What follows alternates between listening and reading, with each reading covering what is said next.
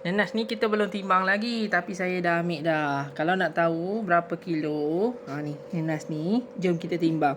Tapi kita nak bagi tahulah, penimbang yang kita nak tunjuk ni, penimbang yang selalu mak-mak kita guna. Tapi penimbang ni kita nak baca susah.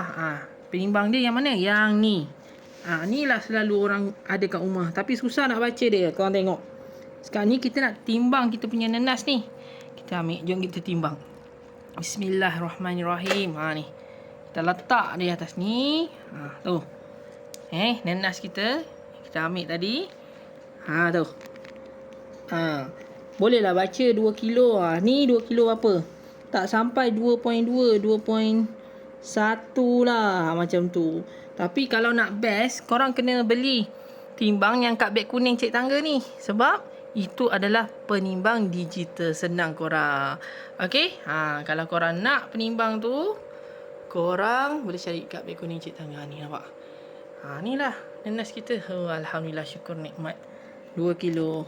Alhamdulillah. Okey korang.